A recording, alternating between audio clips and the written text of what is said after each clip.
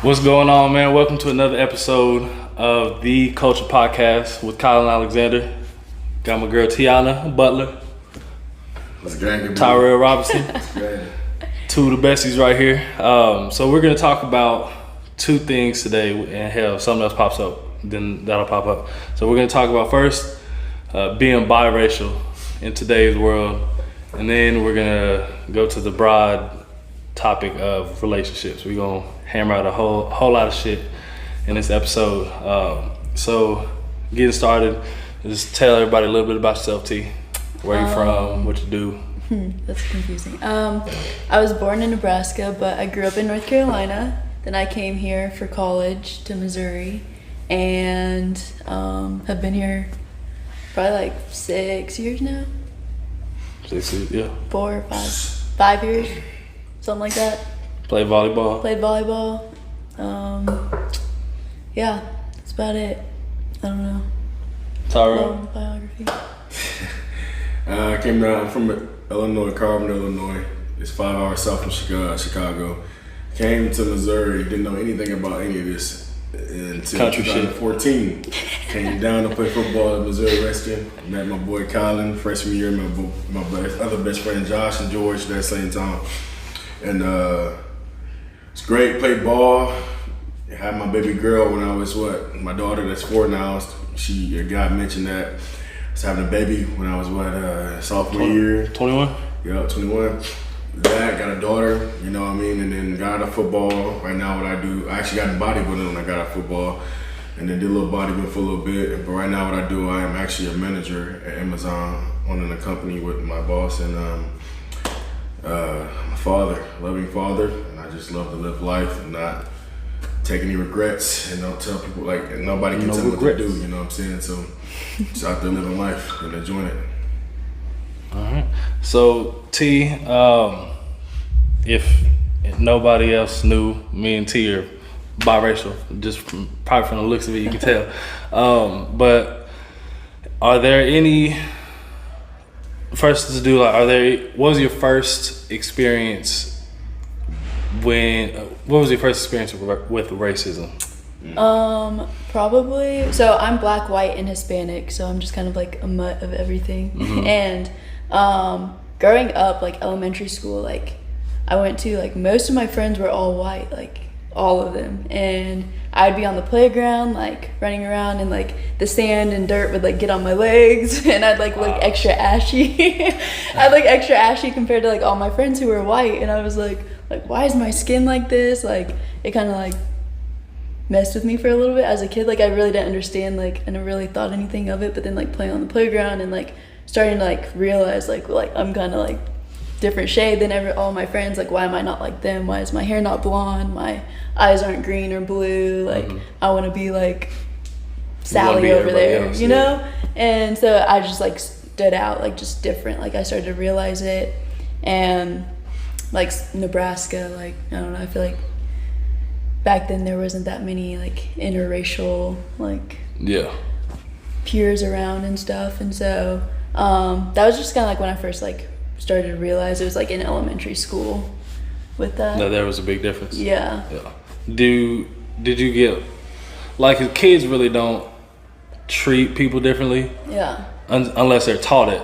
But like, when was the first time you were like, oh, shit different for me? Like, besides you realizing you're different from the people around you, when was the first time you got treated differently? Well, there was this one time a guy actually called me the N-word.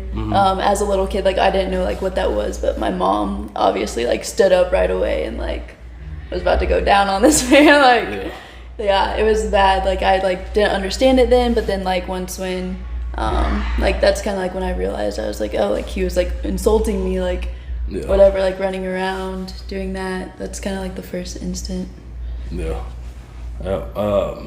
Shit, I had at a time. And how old were you when that happened? Probably like 4th grade. Shit. Yeah. I remember I had been like 3rd, 4th grade,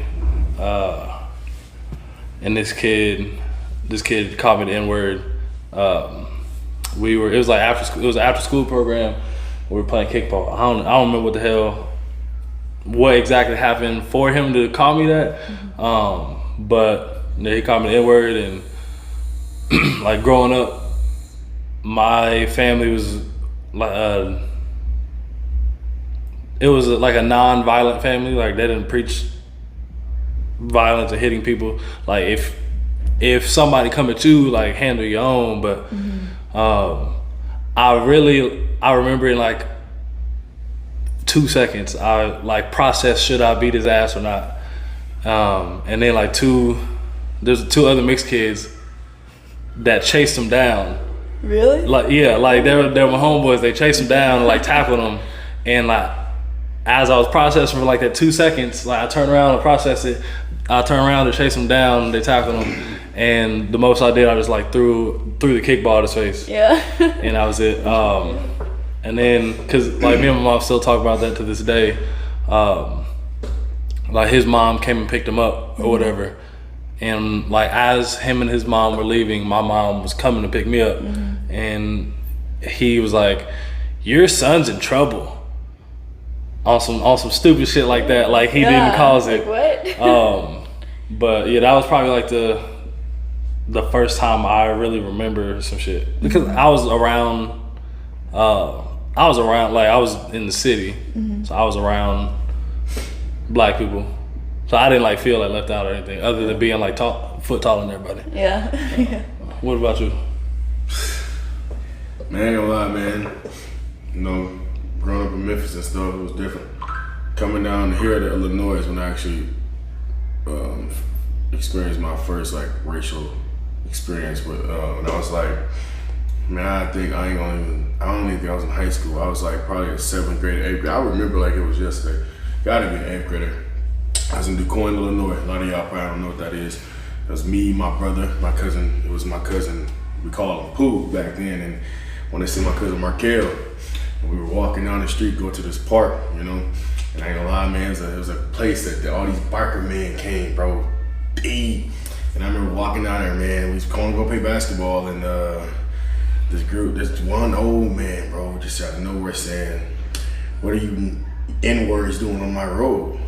I'm looking like, what did this dude just say? And I'm over there like, what you mean? He's like, I said, and my brother had a hot mouth. He said, man, this ain't a road. It's a free country. Anybody can walk in here. He's like, no, ain't no N-words none to this road. This is with the bikers or whatever. And I was just like, what? And they started surrounding us. And I'm telling you, boys, 4 of us and like 7 of them. And I ain't gonna lie, man, like it got real. And it was just like, we wasn't gonna like fold. We were like, no, we were walking straight to go to this basketball court. And so, hey, the guy ended up coming, man. Dude started actually get out a knife. You know what I'm saying? We grew up fighting, so when we seen a knife, my brother and them already started to protect. Brother threw a first punch, boom, next you know we're going at it. Like, man, that's my action when I figured out I can fight, for real. Like, I had to fight or flight, you know what I mean? It was like, hey, we were fighting, and I remember, you know, we're going at it. First time I got hit by a grown man, boom, in the head. Didn't fall down, but I was like, whoa, it got real. Like, that taught me a lot in the streets. Like, I'm like an 8th grader, bro, fighting grown men because, you know, just because I'm my skin color. You know what I mean? Yeah. So like, since I went through that, it was just kind of like, dang, this world is corrupt, you know, and I thought it would get better, you know.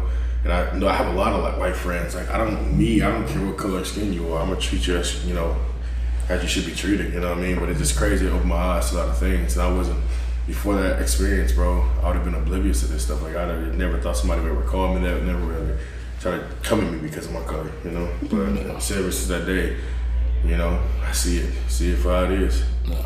Yeah. So my next question is, have you ever had like anything happen with the police? Just like because of how you look? Man. Go ahead. No, go ahead. I was gonna say, bro, and this is crazy in the world, man, because how much we see the police killing black people or just just targeting black people, or all this stuff that we see that, you know, I can hand down and say, growing up, man, even right now, all my experience with the cops, it scares me not to I'm a bigger guy, but all my experience with the cops, man, has been great. Like, growing up, I love shopping with the cop. Like, I even got in trouble, and I was on my time going to juvie because I used to be troublemaker with my cousins. Before I started to focus on football to get out of my situation, I had a cop tell me, like, son, you are a talented football player. this is not the road I'm trying to see you go down, Mr. Robison. Like he's like, I hope this is teaching you a lesson. When I saw that dang jail cell, boy, that cell hole, he was like, this is not what you should be at. I had a white cop, help steer me in the right direction. It wasn't a black cop, it was a white cop. So it's like, I had new black cops, but there was a lot of white cops in my community, man, that supported me, growing up. So it kind of like hurt my heart when I'm seeing all this, because I would love shopping with a cop. I wanted to be a cop. I wanted to be a SWAT when growing up, but then I'm seeing all this, just like, dang, what happened? I didn't have this when I was growing up. Like, it wasn't like this. Cops are friendly. I would go to a cop before I go to anybody right now. I wouldn't trust a cop, because honestly, I'm big. So right now I am a threat. They was trying to target me out. They would have to shoot or taser me because I am a bigger guy. So it's just like, it's just crazy, man. Because all my recent things, even like right now, like I was working at KU like a year ago. I got pulled by the same cop, man. And dude he was a white guy. He was so happy that I was working at KU, met a security officer. I didn't think about getting a cop then. Let me go, man. Give me a write-up. Like, just wrote me, like, just said, they didn't even write me up. Just say, hey, it's your warning. Let me go twice. This 2 days. And say, like, one day the same day, like, you again? I said, man, sorry. So I've had good experience with cops, and it just kind of hurt me that this is what we're dealing with, though. But now it's like, I'm scared. Like, if I see a cop, I try to go the other way, because I'm like, I don't know what kind of day these dudes having. And I might be disturbed, or I might, you know what I'm saying? So it just scared me now. But growing up, it was like, I would support a cop any day. Like, right now it's like, I see it how it is, bro. You know what I mean? Yeah. So I really only had one bad, probably two. So like one, really, it wasn't me, because I was scared shitless. That was like 7th grade. I was rolling with people, they was doing dumb shit or whatever. Cop pulled up on us, and I got to go because I wasn't bad mouthing or anything like that. But after homecoming my senior year, so I'm still 17, my dad let me take his Camaro out, and I dropped the top, Shit, I was like, it was homecoming, like, looking good, dropped the top. And no, y'all don't know where this is, but like, for anybody that's watched Sugar Creek, like, everybody knows, like, Sugar Creek cops have a bad rap. But so I got pulled over there, and like, I'm still at that point, like, 'cause, like, now I'm afraid of what might happen, but like, the people themselves, I'm not scared of cops.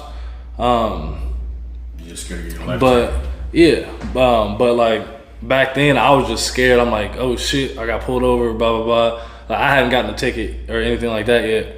But so he pulled me over, and the first question he asked me was, is this your car? So like, he was questioning, did I steal a car? Like, and obviously, like, I'm in a damn button up shirt with a tie on. Like, who go around stealing cars in that type of shit? With the top down, blasting music. But yeah, so like, he was, this your car? I said, no, it's my dad's. He let me borrow for homecoming. And for like 5 minutes, he like kept asking, are you sure? Like, what's your dad's name? And you sure you didn't steal the car? Like, he asked me like 3 or 4 times, are you sure you didn't steal the car? Bro, I told you. Like, he went and checked my dad's name. I gave him the address, like, all the shit. I'm like, well, like, that makes no sense. Because like, if I were to steal a car, I wouldn't be out here like looking like I'm having fun. That don't make no sense. So that's my only like bad experience with cops, because most of the time, if I do get pulled over, I get off of the warning, or I've gotten a few tickets, but I usually get off with a warning. Yeah. I haven't like really had bad experience. I mean, my dad is a cop, actually. Like, I don't know if you guys knew that. Yeah, my dad's a cop. My sister's dad is a cop. Like, my mom worked for State Patrol, like, for a while and stuff. And so, like, I was like always like kind of in that environment of like kind of like what you're saying, like, you respect cops, like, and what they do. And like, I mean, it's not an easy job, but also like everyone, like, people are scared. Like, it's like obvious. And I don't know. I feel like it's just like a really like sticky, it's like, a sticky mess. situation. Like, it's just like with how culture is now and everything too, and it's just like a big mess. Like, I honestly believe we have great cops out there. I for sure. still do. We got homeboys as cops. Yeah, like Elijah and them, all of them. Like I just feel like the system is broken. And it's like even the good cops right now can't even be seen for what the system and everything doing in the justice system. But I know it's great cops out there. I know it's a lot of good cops. Just probably inside trying to help get the system better. But the system is broken, and that's just flat out what our justice system is just broken right now. Yeah, that's what's going on with it. Like I actually just thought of this is like it's crazy to me how people like, cause I know not all cops are bad, and people who do like that 8 cab shit, that shit makes no sense. Not all cops are bad or bastards or whatever you use that B for. But like it's crazy to me that some of the people that will like defend cops like all the way are the same people. So like not all cops fit that stereotype, but then they like assume the stereotypes about black people. Like that shit, I don't understand. A lot of people who have the ignorant shit about black people, like they are hypocritical on like a flip side of some other, shit like that. I never thought about that, but that's really true. Because those same people that will defend the cops will think every black person is violent. Like that shit makes no sense to me. Yeah, it's like dogs and like pit bulls. Like like pit bull shit. I don't think I've ever met a pit bull that bit me. I literally had arguments growing up, man, all my life about pit bulls. It's literally how it doesn't matter what kind of dog you got, it's how you raise it and train it. Yeah. You can have a little bitty Chihuahua dog, ankle biter. Boy, I got a tooth bite in my leg from, sorry, my legs are kind of ashy. I got a tooth bite in my leg from like a little like mixed dog. Like it wasn't pit bull or anything, but I was just like, Shit, we had that pit bull run up on us one time, but that was like, it was a puppy and got out and ran up on us. But I mean, it was a good dog. We just friendly shirt. Yeah, dog looked huge from the distance. It came closer. Shit, that big, this big, very muscular too. Yeah. When I seen it from a distance, I was like, "Oh, boy, we gotta go." Tyrell in dog form. Yeah. Hey, I tell you, man, the pit bull off the leash, man. Yeah. All right. So next thing, so we're gonna go down the line. So I want to hear like your experience growing up, like being biracial. So from like the white side and the black side, and like for those of you that don't know what I'm saying, what I mean when I say that is like for biracial people, you get treated differently by different sides. And what I always say is like for biracial people, it's sometimes you're too black for white people, and sometimes you're too white for black people. So it's like it's a constant battle.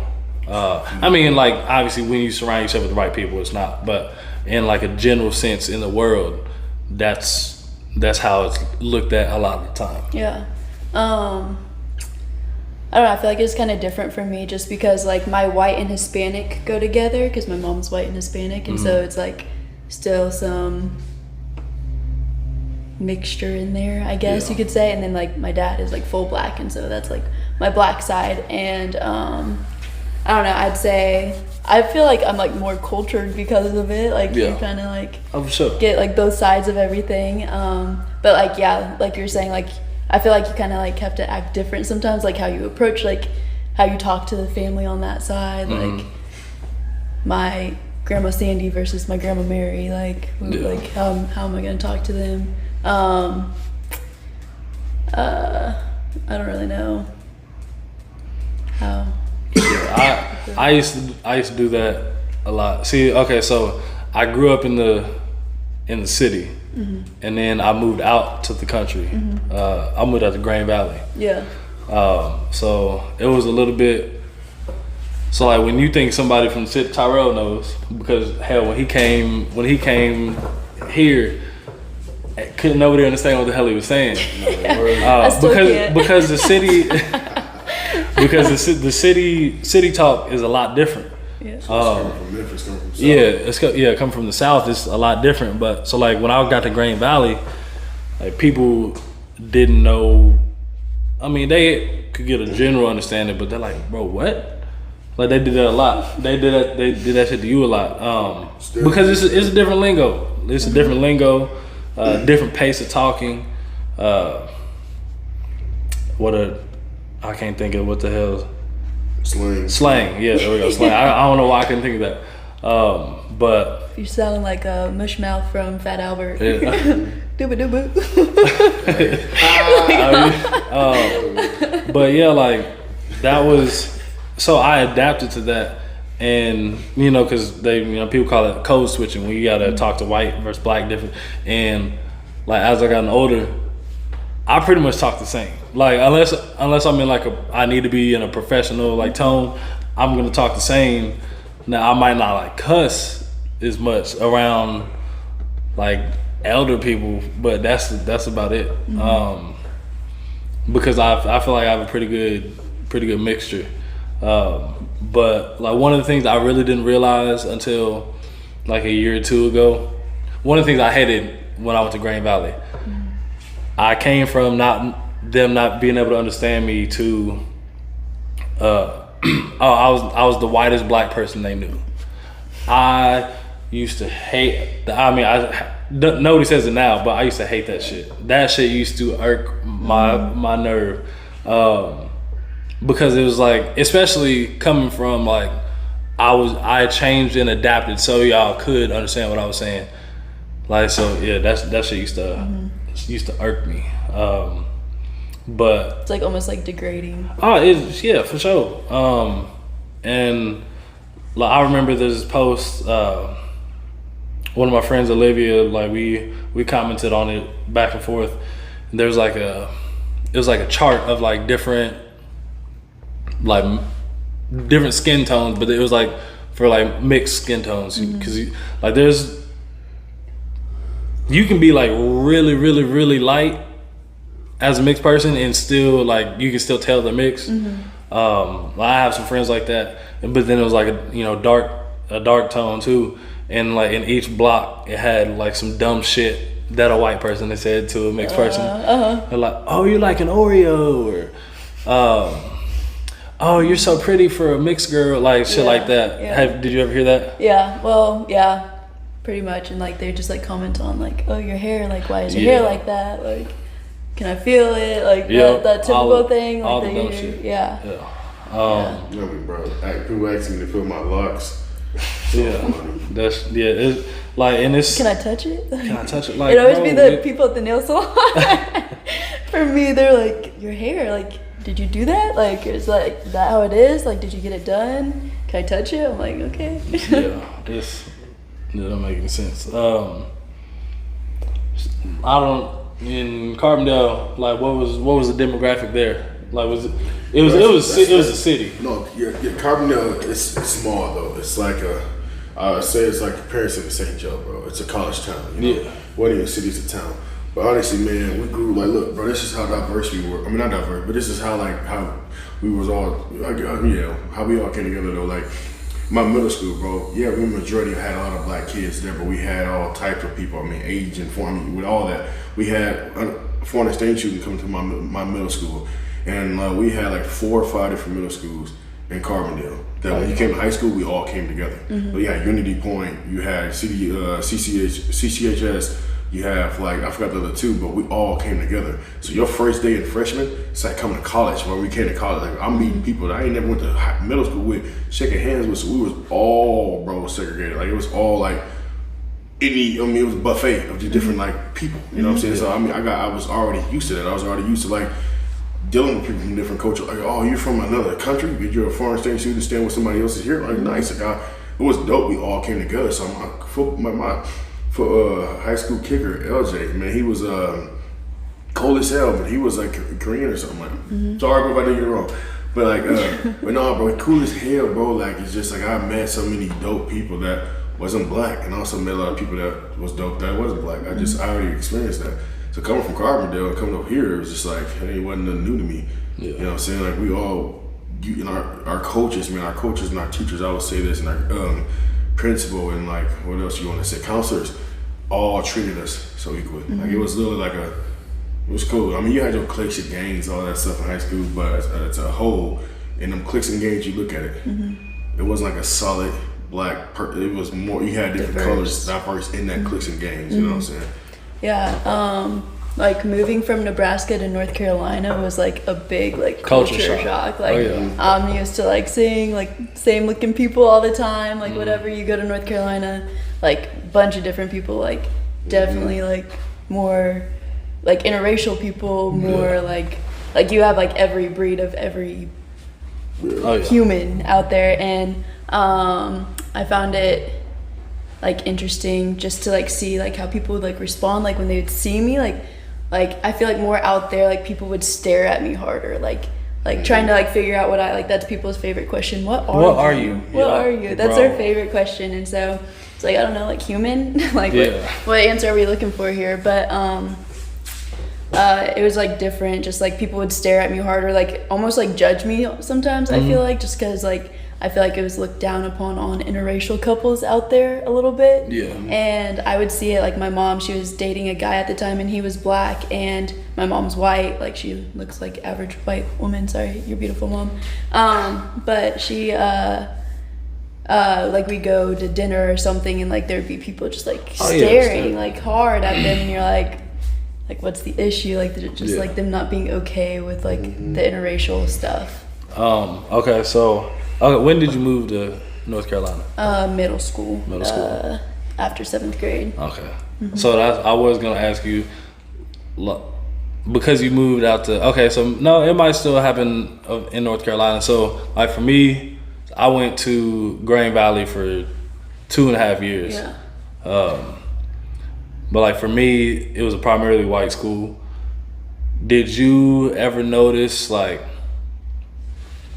I would talk to and flirt, like, you know, in that kind of like talking stage or whatever, which is something we're gonna get to later. But I would get to that stage with like a lot of different girls, but it would never go like any further than that. And to me, like looking back on it, I thought like maybe it's I can't date a black guy. Which actually is funny. Like I think you run into that a lot, like living out there. Like a lot of my friends, like I don't know, like not my friends necessarily, but like it was common to hear that like their dad like wouldn't want them to like be with a black guy. Like they're a Southern girl, like his family, like it wouldn't be okay if they dated a black guy. Like like they might like this person or whatever, but it's like no, I could never date. They're them. Cool as a person, but like I can't fuck with you like that. Yeah. What about you, T? Same. I would say the same thing, but just like my biggest thing is like growing up though, for real, like we did experience with girls that was not cool with their dad, like their parents weren't cool with bringing like a black guy home and stuff like that. Man, I have experience, bro. Me and a couple of my boys, man, like we go to a girl house with friends, bro, and you know that's when my parents not home. You come over, we all come over, bro. And I remember Dad came home, and Dad and parents came home, bro, when they weren't supposed to, not supposed to, but when they wasn't expected to. Because they wouldn't accept our skin, bro. I remember hopping out the windows, bro, just to get out of there and get to running, bro. Like it was just something that, you know. But then like I also got to see that being accepted by others too. You know? I got to experience that too. But at the same time, it was hard. Like the first time I ever talked to a girl that had a crush on me or whatever, and was like, I don't think my parents will like you. Why? Because your skin tone. The hell I gotta do? That's not me. That doesn't show me who I am. So don't judge a book, you know, by its cover. Like I'm black, yes, but you don't know who I am. You know what I mean? Like I'm like how no offense they call people. They say, "Oh, you're not a regular N-word. You're a black person." Yeah. I'm like, you're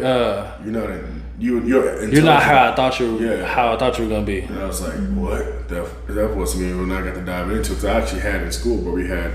You know, he had history and stuff like government and stuff. We had Black History class. They taught us all this, bro. I think when I took that class, Black History, it taught me so much about this world that I did not know. So I'm like, damn, we're living in something like this. This used to happen. I was like, whoa, like it kind of opened my eyes to like what's really what we're living in. Yeah, and like, you know, it was a dope class too. Yeah. Yeah, sure. I couldn't have been born back in the day. Yeah, no. My ass would have been killed real quick because that shit don't fly with me. No. All right, so we're gonna go ahead and transition into some relationship shit.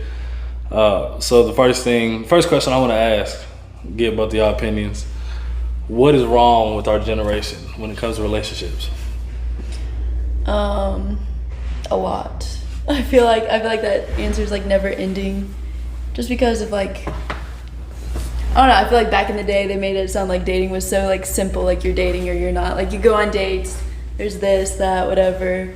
Like very, I don't know, I feel like it was like very boom, boom, boom. And like now it's just like, oh, this, and it's like a bunch of interweaving. Continue what you were saying. I'm just gonna start over because I don't really know what I said. But I feel like dating like is just so complicated these days. Like I feel like it used to be like back in the day, like that's what they make it seem like. But like now there's just so many like open doors, I feel like, and so many like relationships and shit. Like there's just so many like different dating types and stuff. It's evolved. Like yeah. It's levels to the shit. It's levels to the shit. Like really. It's like people got bored and just like, hey, let's throw in this toxic stuff. Yeah. Like I think it's really like I mean, I don't know if you heard this growing up, but Tyrell definitely like it's evolved into like too many people trying to finesse. Mm-hmm. That's the biggest thing that I feel like is like, and what finesse, and then like, no, I feel like more than likely people were trying to finesse back in the day. There's just more information available now. There's more like, so if you back in the day, if you saw somebody cheating, like you got to run home and get on the house phone and be like, hey, like so I heard on the D.L. Hughley radio show, they're like, shit, back in the day you could have a whole another family across town and like the person would know until the dad died or some shit. Right. Like after you would know till the funeral, but that's just not gonna happen nowadays. Yeah, you can get on Facebook and be like, you can get on Facebook. Too many people know too many people, so you always gonna run into somebody, or somebody's gonna see you that knows somebody that knows, you know. Mm-hmm. That's small world. Yeah, it's too small of a world. But yeah, I definitely think it's there's too many games being played now. But there's probably always games being played. Yeah, and like I think it also goes in like with social media, like how much social media has evolved. There's so many right now in our culture. There's too many people looking at the social media thing, like all our like the rich people, like you know, like Odell Beckham and his girlfriend, and like Travis, like all them people. They're trying to be them so much. They're trying to be the perfect Instagram social media couple, or literally he doesn't fit my pictures for social media, and all that worrying about shit like that instead of worrying about what really makes you happy. Yeah, I mean, like they're happy. Everybody's happiness is different, and then you gotta stop trying to worry about the social media happiness, and stop trying to worry about what people think about who you're gonna bring around, or if that person makes you happy, I don't give a fuck if they look like a prune or what they look like. If that person makes you happy, let that person make you happy. If that person is bringing peace and adding value and happiness in your life to what you already got, doesn't give a damn what people think. No. And that's the thing about this world, like in social media right now, you're not that, you know what I mean? They're just judging everything about what social media, like what this world, so much negativity in this world that even your own friends or family will say, "Oh, well, just give up on her." For what? Why not water my own seed that I'm trying to grow out here instead of going to do the same thing somewhere else? You know what I mean? Well, this is the other thing is like, you don't know, especially when it comes to celebrities. Mm-hmm. I don't know why people compare themselves to celebrities. You don't know what the hell they doing behind closed doors. Yeah, for real. Like, you don't know what demons they battle with, and like, this ain't even like meant to be in a disrespectful tone. Like they could be happy on Instagram and they could like be going and doing whatever, right, cocaine and popping pills and doing all this shit behind closed doors. Like you don't know what goes on in their life. There's a lot of famous people that battle depression. There's a lot of athletes that battle depression. Mm-hmm. Like you don't know that shit. And like, I mean, I'm sure we probably all at some point been down the road of like comparing a relationship or ourselves to others. I did it with Tyrell. I was comparing my last relationship to his. But like we gotta get grown. We gotta mature from that. Yeah. Because like you said, it's so easy to do. It's so easy to do. But like you said, like it's you you gotta evolve and like have your own peace. And once you find that peace, like can't nothing touch it. None. Biggest thing too, like we're at an age, like not gonna lie, somebody, a wise person, let me proclaim that, a wise person told me this. Was it me? Nah. we are at an age that back when we were teenagers and young, nobody really had damage and baggage and none of that. You were just kind of like a free soul, kind of. Not really, because people still cheated and stuff back then, but it wasn't bad like right now. It's being 25, 23, in the 20s, where you got kids, you've been hurt, you've been destroyed, all that stuff. So now we're dealing with baggage, we're dealing with people that got a kid. We're dealing with so much now that everybody already had a boyfriend, girlfriend, already had serious relationships. So like it's hard. So it's like when you find someone, not everybody's gonna have baggage, but you gotta just like understand and take them for who they are. You know what I'm saying? Instead of just like, oh, I see that you got a kid or this, that, and that, and just like not giving nobody a chance because you went through that with your past. You gotta like, people are not looking at you as another opportunity. Like I told somebody before, I'm gonna trust you for what I have seen for you right now, and just trust what you have shown me. So now I see you clearly. So I trusted what you're gonna do. You're gonna flee on me. You're gonna flee on me. One thing is, but I see truth. I'm gonna trust. Like everybody has to have a clean slate when you come to my life. Like I'm not gonna not trust you. I don't know you. I mean, I'm not. Why would I not trust you? You didn't do nothing to me. You're not my past. It takes too much energy to do the opposite. Instead of just like, I'm gonna trust you until you can't be trusted. Like, you're not my past. And the thing is, right now, it's like a lot of people, when you come into my life, this is a repetitive thing my ex used to do. But I'm not your ex, homie. Like, I'm not your ex. Yeah. So, and that's the thing. Like, or I went through this with my ex, so I can't, like, you gotta understand that people ain't your ex. Yeah. People aren't just, and this is another person. Yes, somebody can make the same mistake or whatever, but you gotta give the person the benefit of the doubt and just have that faith that this is another experience. It could be a blessing or a lesson. Yeah. And that's how you gotta take it. But don't waste opportunities that's given to you. And a lot of people right now are scared and don't wanna do that. Yeah. And that's what, honestly, right now, that's why I'm even damn to get in a relationship right now, because the biggest thing is that it's like really like not realizing that, and that's what I like about the old school, you water what you want to grow. Shit's gonna get hard. Shit's gonna get rough. You guys are gonna get tested in whatever y'all doing. But does that mean to run from that and go try to water something else or look at, oh, that looks greener, but no, it ain't? You going over there, it could be worse, could be something, you know what I mean? Just water what you got and let's work through what you got. And that's one thing that the other generation before us has done. And that's why you see longer people back then, people been together for 70-some years, because they realized, honey, sugar, whatever, I'm gonna fix it. I'm gonna really be there through the tough. I mean, yes, some things make you want to run. Like if you've been cheated and cheated, you're not gonna stay. But it's not a lot of things you do. A lot of people cheat. A lot of things is you leaving over shit that you could work through. You know what I mean? And you just chose to leave. Oh, I don't have to go through that with somebody else. You want to choose to leave. Instead of just watering what you got and let that grass grow, and then let it grow on a rainy days too. When this shit ain't real, like it's good for y'all. Let that grass still grow.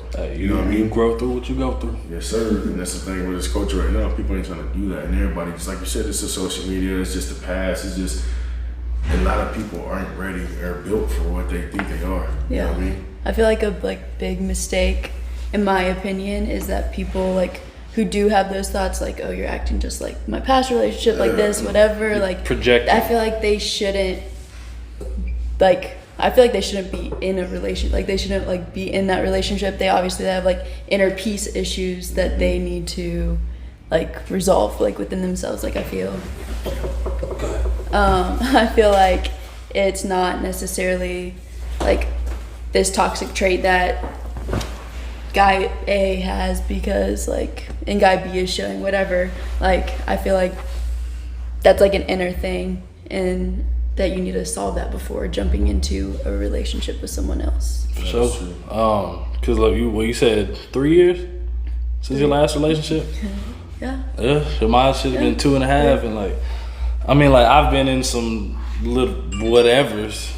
Well, I don't know what you want to call them, but I've been in some, but hell, and those are more recently. But you need time to heal, one, and mature, because like I said, we in our 20s, and people look for their happiness in other people. Find it in yourself. No, that is not the move. No. This shit ain't never Nobody gonna work can fix out. you. You can't fix anyone. Don't play Yeah. yourself. Oh That's the yeah, thing, like, DJ Khaled. yeah, you can't play yourself, and you can't. And that's the thing where people try to always say, "Oh, I can't change you who you are."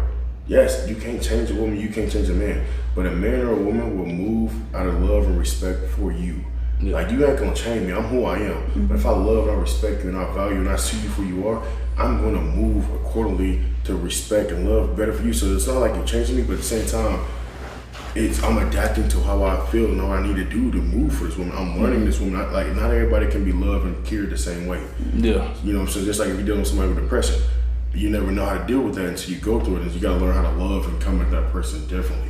Just like, and that's how it is with that. You ain't gonna change. You can't change nobody. But if that person really value you, they're gonna move out of respect and love for you. They'll work on whatever they need to work on if they think you're worth working on. And that's true. Yeah. Period. All right, so the last topic of discussion, we're gonna talk about dating versus talking. All right, so T, go first. Dating versus talking. Well, Oh, actually, hold on. Let's do what is dating, or What which is one dating? comes first. Let's do that. Okay. Talking for In sure. my opinion, talking definitely comes first. I feel like you get to chit chatting, getting to know the person, maybe go on dates, but like I consider that talking. Yes. I feel like the dating conversation, like if I'm gonna date you, like we're starting a relationship, like we're exclusive, we're committed, like we're working towards something. Like it's not just like, oh, I'm here for a good time. Yeah. It's like, I'm with you with that. So like, if I'm talking to you, yes, we can go on dates, we can do our talking thing, but when you're talking, in the back of our heads, we gotta realize if other attention comes in the way, and you are entertaining other attentions, why do I get mad about it? We're just talking. You know what I mean? Like that's what talking is. Yeah. Like, you're not just exclusive to me. Like, yeah, you can make it like, yeah, you can be like, all right, we're talking, but I only want you, like, I'm only gonna have sex with you. Okay, that's cool.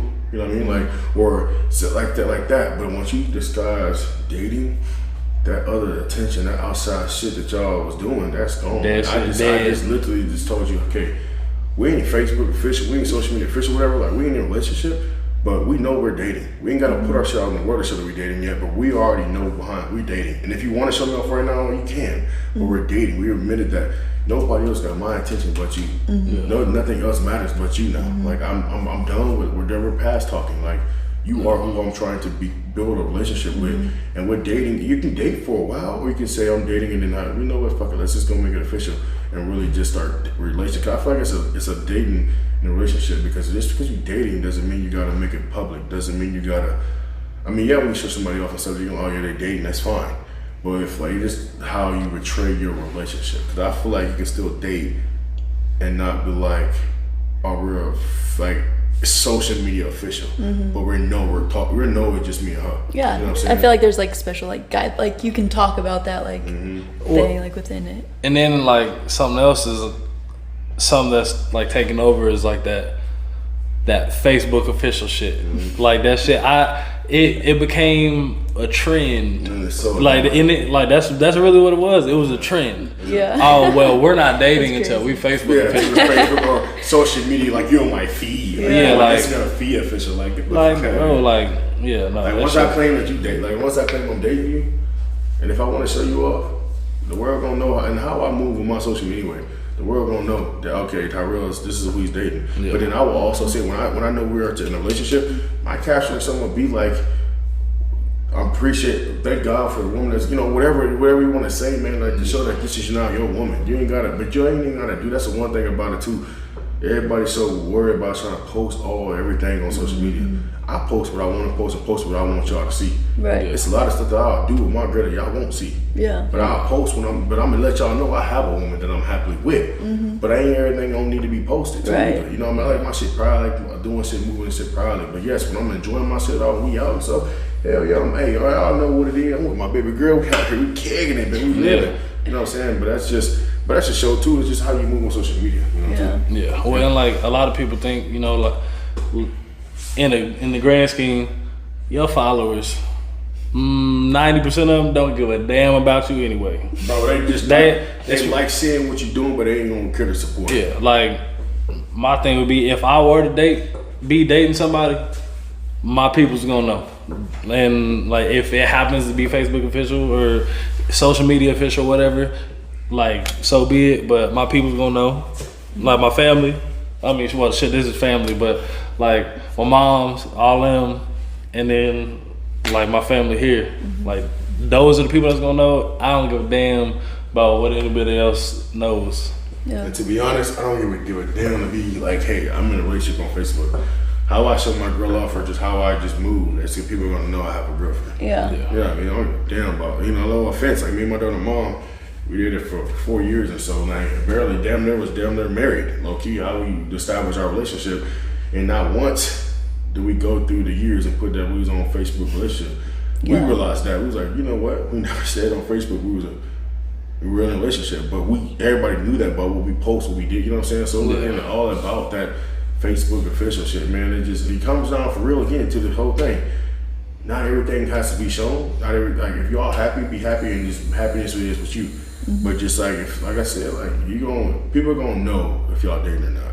Yeah. You know what I'm saying? Yeah. And then unless you somebody that choose not to show your partner off, then that's just between you two. You know what I mean? But anything I go through like bad, social media ain't gonna know. You know what I mean? They ain't gonna know when I'm beefing with a girl or I'm beefing with anything. They ain't gonna know. I'm not gonna bring it to social media. Some people got them Twitter fingers. Yeah, Subtweet. Yeah. Adam. Well, that's what I'm gonna have. If I'm a tweet about somebody, you best believe I'm gonna at that shit.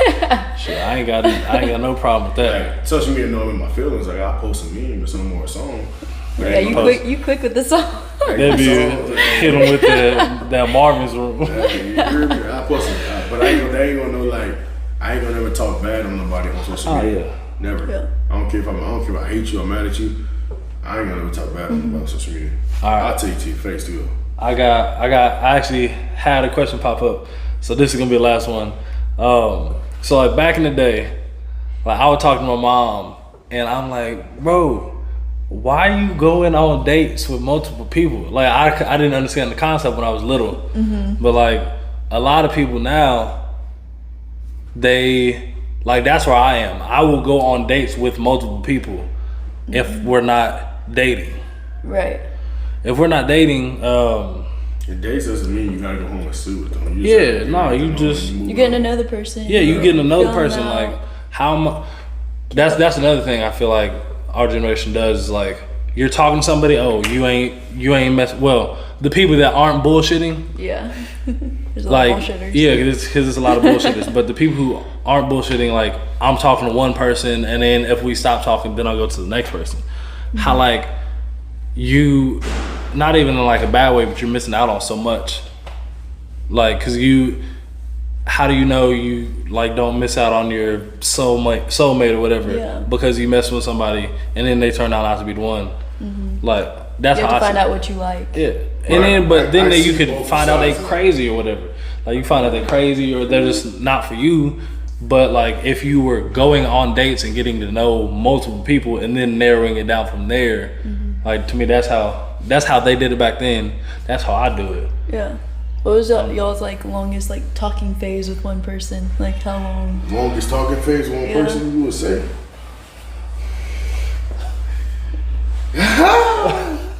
Currently, 5, I would say 5 months.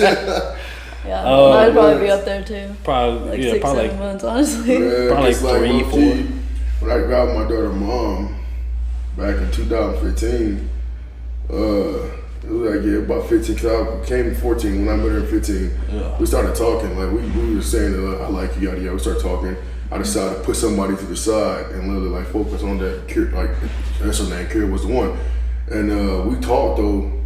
We talked for a good, I want to say 2 months probably before we actually like, all right, this is what I'm residing at. This is what this is what I want. But like the longest talking stage like that I ever had, like just talking, not even saying we're not even dating yet right now. Yeah. No, like still talking. It's 5 months. Yeah. Yeah, I'm at like 3 or 4, maybe.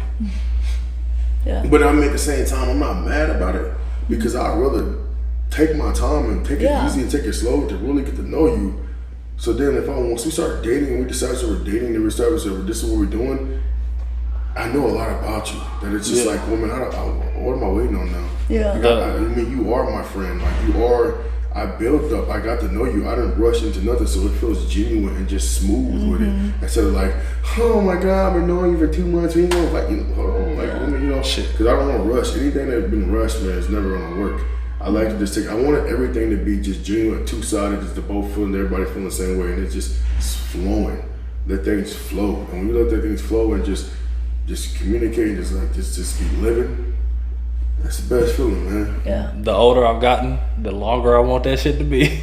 Yeah, I ain't trying to be I am not trying to be no pickle sickles like, oh, I'm dating them for 2. No, I'm not. Yeah. I'd rather talk to you for a while. Yeah. Instead of saying establish that we are in a relationship and then break up in 2 months. I'd rather talk for a while and get to know you some more and like really become your friend. Because if you don't have friendship in a relationship, you don't have anything. Yeah. Like that person in a relationship that you're dating should be your best friend, your backbone, like somebody that you can crack up with, laugh, be yourself, be like let all your filters down and just be a fat, ugly person inside. Even though you're not fat and ugly, but just feel that way, that you just like, you know what I mean, just yourself, bro. And if you can't be that way with that person, then you don't know them yet. Yeah. So why would you say you want to date them? You know what I mean? Yeah. It ain't about bro, I always tell my boys, I like booty. Like, I like a big booty. But it ain't about booty, bro. Like, it ain't about beauty and look. Like, straight up, I'm not saying anything, but I'm just saying, like, it ain't about beauty and it ain't about the booty, bro. It ain't about none of that. It's about how that person make you feel, G. Because, like, a girl can look so gorgeous on the outside, but cause you so much trauma on the inside. Yeah. A girl can have a big booty and just be the big, like, you know, but just got so much issues. Like, it ain't the beauty or what you see on the outside. I mean, it's what that person brings to you. I had someone say the 3 B's: beauty, booty, and brains. Yeah. You'd have the 3 B's. Yeah. 3 B's. It's just that's the thing with our culture right now, you know. Everybody, like, yes, you want an attractive person. Don't get me wrong. But everybody go for this look. Oh, go for that look. It just like, you know, and not necessarily that person that you're going for that look is the person that you should be with. Maybe that guy that's different or woman that's different is the person you should be with because that's what they make you feel differently. You know, like it's the truth. Like my type has changed because of the fact that what makes me happy. Yeah. You know what I mean? Right now I'm in a stage where I got my own happiness, got my own everything in my name. I am happy alone in peace. I have a beautiful daughter that makes me happy. What I like is just a woman to add value and happiness in my life. If you can add value and happiness and like somebody I can enjoy time with and just become friends, like get to talk, like and just enjoy life together peacefully, I'm cool with that. The relationships ain't gotta be like that. We ain't gotta say we dating right now. We'll just enjoy each other's happiness and let that ride and just flow. And that's kind of what my talk is 5 months, I would say, has, you know, been. Okay, wrap this up. We got one question. Do you have any advice to give to the people? I heard something deep the other day. I was talking to one of my friends actually, and he was talking about cause and effect, and he was just like, you have this effect, and if you let a bunch of causes in, it's going to change that effect. So if you have something and you like it, it's going to affect something, but then if you keep those doors open, it brings in a lot more causes and changes the effect. So that just kind of like played with my head a little bit because it was like kind of deep, just because like your decision making matters, like what you allow into your life and like who you bring into your life or whatever energy you bring into your life has an effect on everything. And so just like being more like conscious of that cause or all the causes that are like going towards like your goal. Like if the effect is like your goal, like how is this affecting it? Yeah. Shit. Positive vibes only this way. Shit. Sir. Alright, what about you? I really like that. Now, when I was looking at the view and I was processing it, that's dope. But like what Jack both said, positive vibe and let nobody affect the cause. Say that again. No, I don't want to say wrong. No, all the causes that you bring in has an effect. And I would say to add on to that is, man, like I always be true to myself. Follow what's in your heart. It doesn't matter what other people say. Follow what's in your heart. Go what your heart wants to do and listen to your heart, because that is gonna always steer you the right way. Your heart, your mind, yes, your mind, you can destroy your mind. You can be a negative person, but your heart really ain't. You know, it's hard to change. It's hard to really get your heart So, you know, it's just like, it's follow your heart. Like, if you really happy or whatever whatever it is in the world, your heart's there, and you got so many people saying, no, don't do that. But your heart is there. Follow your heart. Do it. Do it, because at the end of the day, Be you happy. regret not doing it. You know what I mean? I'd rather do it and learn it on my own instead of not doing it and regret not doing it. Yeah. You know what I mean? Happiness is the key to life. And that's with everything. It ain't gotta do shit with relationship. Happiness keep life for everything. Yep. Like, I'd rather have happiness and be comfortable with money instead of be rich and be unhappy. Yep. You know what I mean? Yeah. All right. That's it for today. Thank you for watching. Thank you for listening. Social media shit. Tiana Sophia on Instagram. That's it. Mine is Tyrell _Robison _fit baby on Instagram. Y'all know it'll be in the video, and then follow it if you just listen to it. So thank y'all for watching. Thank y'all for listening, and we'll see y'all next time. Deuces.